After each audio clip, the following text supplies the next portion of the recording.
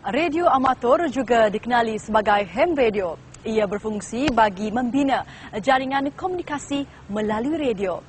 Pengguna radio amatur ini juga boleh berhubung di antara satu sama lain bukan sahaja di Malaysia, malah di seluruh dunia menerusi frekuensi radio yang telah ditetapkan. Tidak seperti teknologi perhubungan yang lain, pengguna radio amatur ini boleh berhubung pada setiap masa.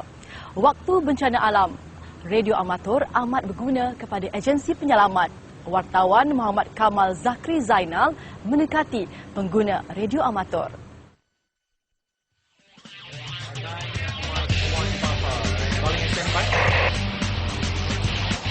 Itu Mike Foxtrot November mobile.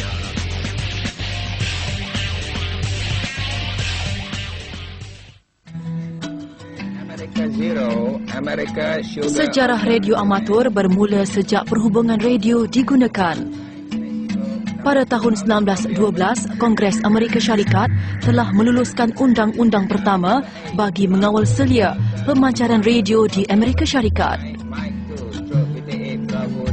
Di Malaysia, radio amatur adalah titik bermulanya perkhidmatan radio komersial.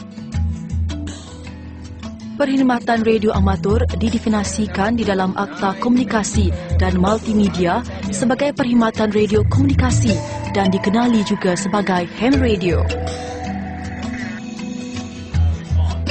Jutaan pengendali stesen radio amatur berkomunikasi setiap hari di antara satu sama lain dengan menggunakan stesen pengulang dan satelit amatur.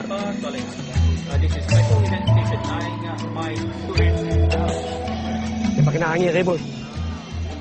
Tiang layak semua patah habis. Enjin bot semua patah semua habis. Jadi dia ada ham radio punya. Dia minta bantuan lah. Jadi masa tu saya duk kontrol CNET. CNET ni South East Asia Network. Jadi kita hari-hari ada yang tu. Pukul 8 malam saya nanti panggil semua stesen di Malaysia, Thailand, Singapura, Indonesia, Filipina, satu ni lah, Southeast Asia. Jadi masa tu, bila saya dah dapat yang tu, dapat mesej tu, saya beritahu lah kat satu kawan saya kerja di American Embassy di Bangkok. Saya kata, pahamnya orang satu, dah jadi macam ni semua, tolong minta bantuan pada American Consulate. Bahkan kita beritahu lah kat polis, kat Marine Police. Marine Police beritahu kat Indonesia punya polis. Mereka carilah. Lepas 2-3 hari baru dapat. Tidak seperti teknologi perhubungan lain, radio amatur membolehkan pemiliknya berhubung dari mana-mana tempat pada setiap masa.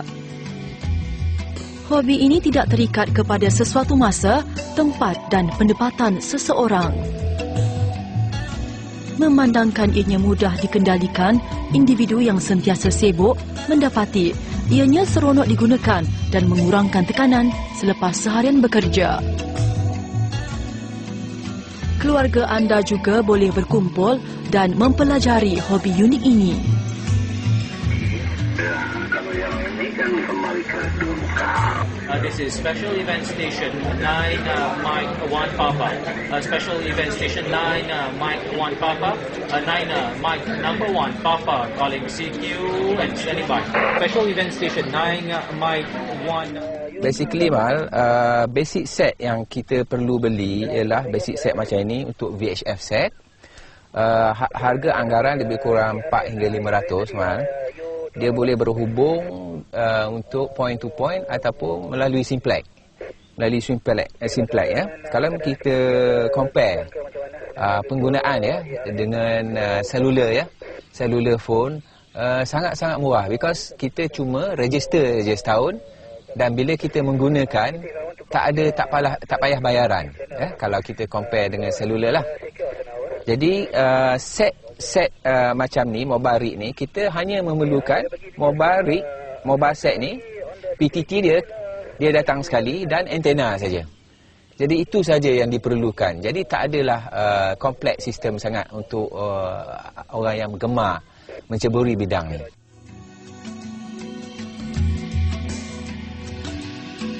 Secara alternatif, sekiranya sesiapa yang cenderung untuk menguji kaji seperti kebanyakan pengguna radio amatur, anda boleh membuat unit ham radio sendiri. Bagaimanapun, hanya mereka yang telah diperakukan sahaja dibenarkan mengendali alat radio amatur. Bagi mendapatkan sijil perakuan, pengguna haruslah warga negara Malaysia berusia 14 tahun ke atas dan lulus ujian yang ditetapkan. Jadi bila ada interest, kita panggil dia orang ni SWL. Apa makna SWL? Short Wave Listeners. Mana baru nak masuk kan. Jadi short wave listeners ni, tugas dia orang monitor frekuensi short wave dan juga yang lain-lain lah. So untuk mengambil ujian RAE, kita panggil Radio Amateur Examination, yang dibuat oleh Suruhanjaya Komunikasi dan Multimedia Malaysia, biasanya ujian ini dibuat 2 tahun sekali. Sijil perakuan dikeluarkan Suruhanjaya Komunikasi dan Multimedia Malaysia SKMM kepada mereka yang telah lulus ujian yang diadakan. Yuran tahunan bagi sijil perakuan kelas A sebanyak RM36 dan bagi sijil perakuan kelas B yurannya adalah RM24 setahun.